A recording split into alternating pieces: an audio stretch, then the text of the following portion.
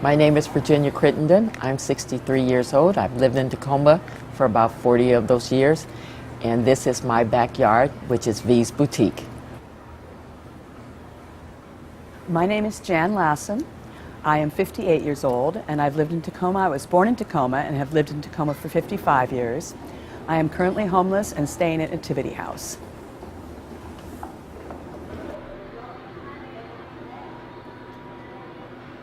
So this is my backyard. My backyard to me is where my place of business is and where I see people on a day-to-day basis. And this environment here at the Freight House Square is my backyard. I think of a backyard as a community of people, and like V said, this is part of her community. For me, this is somewhat my backyard too, because I've lived in Tacoma for so long, and I remember when Freight House Square wasn't here, and I've watched changes in the shops and in the city of Tacoma. So I see a backyard as a community of people who work together and live together. Well, how did you go from being a homeowner to being homeless? What was the transition? Well, I did have a very bad car accident, and had lived in my house for about 25 years at the time, and was paying my mortgage. And then once I had the accident, I became unable to work, and I'm on limited income, a fixed income every month. And I had a mortgage, of course, with my bank, and they raised my payments and wouldn't refinance my home because I had outstanding doctor bills from my accident. And so they foreclosed on my home, and a developer bought it, and I had no place to go. I had not saved enough money to buy a new home or even to rent a home. I had a bank account, and I had, up to my accident, I had a decent job, and but the bank would not help me. They would not refinance. At that time, were you living though from check to check, or were you saving? I was saving, but they wouldn't, because I had outstanding doctor bills. They said, no, you're bad credit risk. And the doctor bills were directly related to my accident. I think that people who are middle or to higher income, they get more support from banks, from businesses, from employment agencies, from just those kinds of structures that are designed to help people stay on their feet. Do you think being homeless you could also still be happy? Yes. I have moments of great happiness and gratitude. I would be happier if I wasn't homeless, but I think that, yes, there is definitely opportunities for happiness. One of the things I experienced when I was homeless was that it was so much on me that I remember saying to my daughter was, I'm not suicidal, but I can understand how somebody could commit suicide. I found myself having that conversation.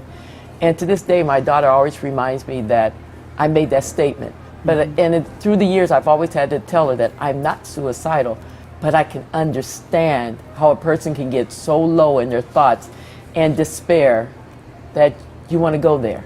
Yes. You have the thoughts that it was no fault of your own, it was just something that unnatural just happened, and you couldn't explain it. And people can't understand when you're trying to explain to them how you're in that situation. And it's not like you want to be there, you want out of it, but you're just there, right, in that moment. Yes, absolutely. And as I said, mine was because of an accident, but I've had it over the time that I've been homeless. I've had people think, well, you're just not working the system hard enough. You're just not doing what you need to do. And I try to say, well, I'm doing all I can do. There are limited resources, and I'm not here by choice. And you would hear people, well, I would hear people say, just get a job, just get a job. Yes. And it's not that easy to just get a job. Correct. And plus, after you get the job, you have to have money built up to be able to get a place. And one of the things that happened to me was where I fell in the system, I didn't make enough to get assistance. And I Yes. couldn't understand how you can put that in place where you're telling me, well, actually, they told me I made $1 too much that month to qualify for food stamps. I'll never forget that. You know, and I just thought, $1. We're talking about $1, and I can't get food stamps. So we ended up we were actually homeless because of that. But I remember the things that we went through, the feelings, the emotions, you know, and the embarrassment. I was embarrassed by it.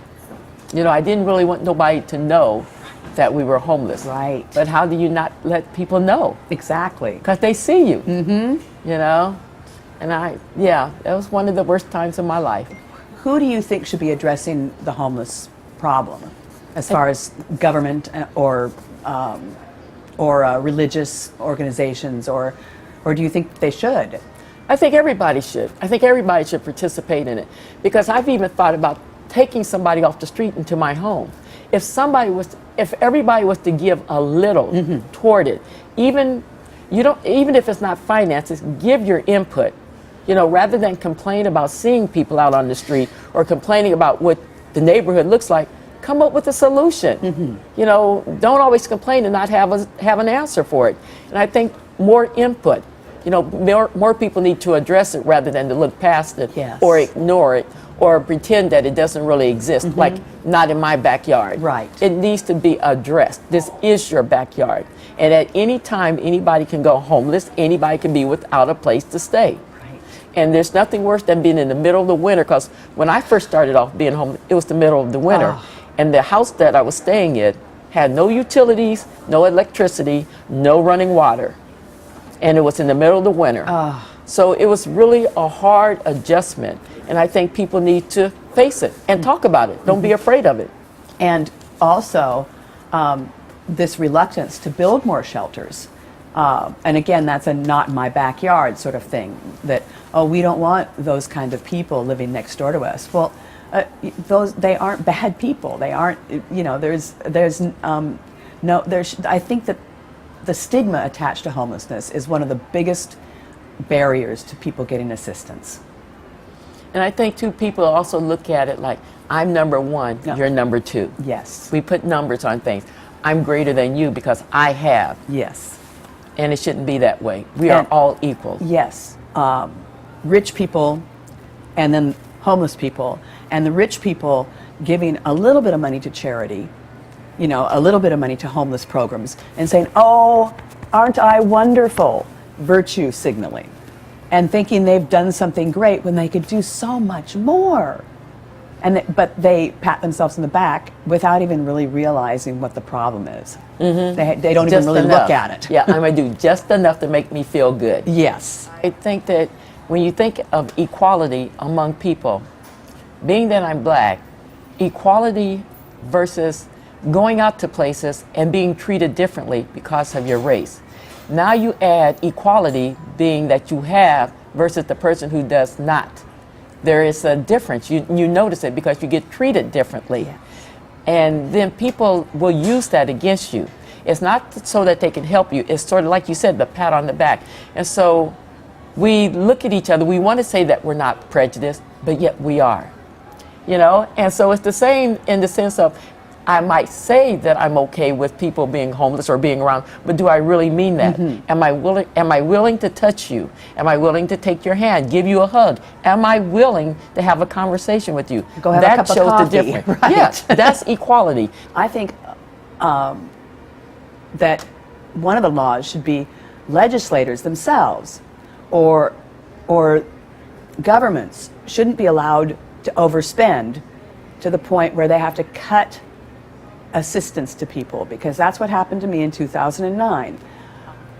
Even though I'm considered permanently disabled by the federal government for good, the state said, no, you're not disabled because you can brush your teeth and put on your own clothes.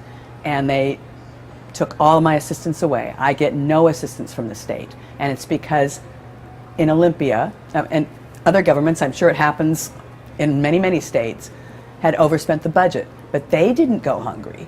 They didn't end up homeless. If you could send a message to the community as a whole, what would it be? It would be to not assume certain things about homeless people, not to assume that they're lazy and don't want to work, not to assume that they have addiction problems or mental health problems, to look at each situation individually and deal with each situation individually if possible. Well, I would like to stay in touch with you. I would love that. Yes, this was a good experience. You have an open heart, and that's a beautiful thing. And as you know, being homeless, you meet a lot of people who are cruel and closed and or just unaware. Two things that I've learned about from being homeless and also from my accident is that every moment is precious. We could have an earthquake. I don't want to be all gloom and doom, but the reality is we could have an earthquake right now. We could all be homeless. So let's take care of each other and let's appreciate the little things.